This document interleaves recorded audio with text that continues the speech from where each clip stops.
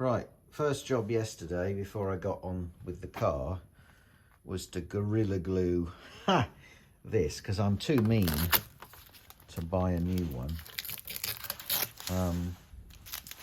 So I don't reckon I can do this one with one hand, or maybe I can. Let's just see if it's actually... Yeah, it's pretty good.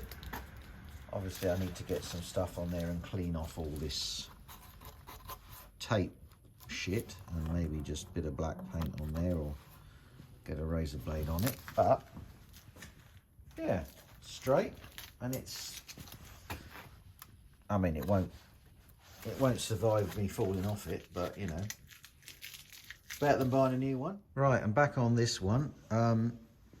Got one of these, new starter, actually a brand new one. I was gonna get a reconditioned one, but it would have meant sending mine back to Motorworks supplied this, and waiting, and they didn't actually have a rebuilt one ready to go, so they probably would have, I'd have been waiting till they'd rebuilt mine probably. So I just went for it and bought a new one. I think it was about £140, something like that. So it's the first proper bit of expense that I've actually incurred on this £450 GS. So let's see how easy it is to fit. By the way, just a quickie, I've got a torch in my hand. When you got the starter out, this is the only time you can actually see your clutch. And it looks, this one looks like it's got a bit of life left in it, which is cool, because everybody knows on these, there we go, that this is like the biggest job on these bikes. So that's pretty good. That will last a bit longer.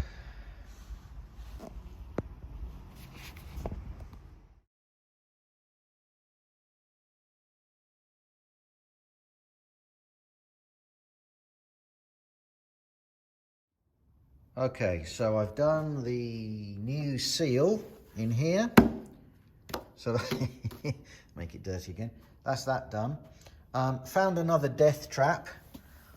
Look at this. We've got a cable tied injector and no cage round the base where it should be. Look at this. I mean, honestly, look at it. Look at it. Look at that state of... Anyway, yeah. So that's not any good, is it? I'll show you the other side so you see what it's meant to look like. Oh, by the way, starter is refitted, case over the top is refitted. It's the most mashed up screw in the world, but I'll get another one. I don't have a lot of fasteners here at the yard. What was I going to show you? Oh yeah, so the injector, yeah, look, that's what it's meant to look like. Whoops, just get the cable out of the way, there we go. That's what it's meant to look like. Has a little retaining cage over it. Not a bloody cable tie. So that's another little job. I have to write another list of bits I need. I don't have any, because this came without a battery. I don't have any battery terminal little bolts and nuts. I think it's both of these are the positives and that's the negative, but I'm not 100% sure. I found, you remember I found this other earth, or other power cable coming straight out of there. It was to some accessory. I've just done that for now, because I've got no idea if I'm probably not gonna need it, but you know, before I chop it off and cause a problem that I didn't have before. So anyway, I'm pretty much done for today, I think. That is the starter back on. I can't test it, obviously, because I've got to fit a battery. Before I fit the battery, I really need to get the tank off. Probably do the fuel filter and the U-bend in the tank, which will be fun. I hate those. While the tank's off, it's very easy to fit a battery. And also the tank can be off and I can probably just see if I can spin the starter. without it throwing a load of horrible old fuel down into the injectors. I'm probably going to put 1200 injectors on this anyway, but I have to decide what I'm going to do with it. But more on that in a bit. This is just for my own benefit. Right, long ones. Long ones are the back. And then those are the front, and the shorties are the middle. Right, I got a bit sidetracked. Taken this rack off, cleaned all of this. I'm missing a tail light screw. Got that black tape off. And really it's a lot nicer now. I've got lots more to do, I mean, Christ, but I just don't like working on a dirty machine. So next job will be wheels and exhaust, maybe a bit of rubbing down on the frame and some black paint. Yeah, I know I need to get the fucking thing started, but you know, that's not too worried about that actually. I don't know why, but I'm not. All right, bit more in a bit. Right, that's me done for the day. I made a little list of a few bits I need, like just stupid stuff, like there's only one screw in this tail light. I don't know what the black tape was about. There's nothing wrong with the way it's fixed. Obviously you saw I've cleaned all the fender underneath, put the rack back. This rack's going to need to be rubbed down and painted, but that's not a big job. Just clean the end of this tailpipe just to see what was lurking under all the grime. And it's pretty good under there actually. I mean, this bike is absolutely filthy, but I reckon that I mean the metal bits will clean up. I'm going to have to drill these out, look at them, and put some nice little fasteners on there. The pipe itself is stainless, so that'll come up. I'll get some of that stuff for cleaning up welds, because that's pretty good at just everything just falls off. Or it's the Harpic black stuff, you know, if you're going to be able to wash it down pretty fast.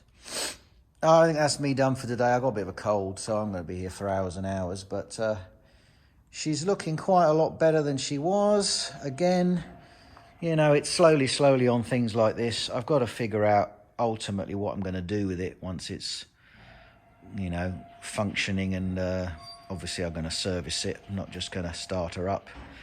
That's kind of why I'm taking my time about testing the starter, is that I've got a tank of basically varnish. You know, the fuel in there is horrendously off, and I don't want to just pump it straight through the system and, you know, bugger the injectors up and etc etc. So when I've got the I haven't got any hose clamps here, so ultimately I don't want to be taking off this tank until I can clamp the hoses down here.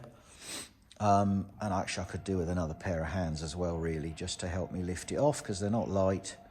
Then I can get rid of the varnish, the ancient old fuel in there, change the fuel filter, change the U-bend pipe that's in there that's probably never been done. The fuel filters on these don't get changed, really, because they're such a pain in the arse to do. I'll probably end up buying the seal that goes in the bottom as well, because the chances are, if it's anything like the top one, I've now done the top one, and you saw me the other day, I took this off and cut the things down, made the key work, because it wasn't the right key, but I've just taken out quite a lot of the lock barrel, so there's just enough in there to, you know, it opens and closes on the key. You could probably open and close it on a screwdriver, but, you know, if I'm going to keep the bike, I can get a matched lock barrel later and swap it. That's not really a big deal. So there we go. And we've done a lot of cleaning today as well. I mean, there's a lot more to do, but that's it really. So I'll keep you updated. I've got to order another load of bits out of the lovely guys at Motorworks, because there are just bits missing all over the bike. But we'll get there, you know, we'll get there. They're fun, these old things, when they're working nicely, and actually the paint's come up all right, pretty much everywhere that it matters. The lower tank is a little bit, kind of these leading edges are a bit crap, but you know, it's fine. Might get rid of this black thing, or at least find a better screen. I don't know, we'll see. Black screen's all right as long as it's a decent height for me. So, oh, I almost forgot this broken one. You can see the glue, I've glued it. I shall paint that and you'll never know, but I've managed to get all the old black tape residue off, and there we go. But in the process I've discovered that this one does that. So I don't know if they're meant to do that, but I can't imagine they are, but we'll see. All right, that's it. Enough for me today. I've had enough. I'm going to go home and put my feet up.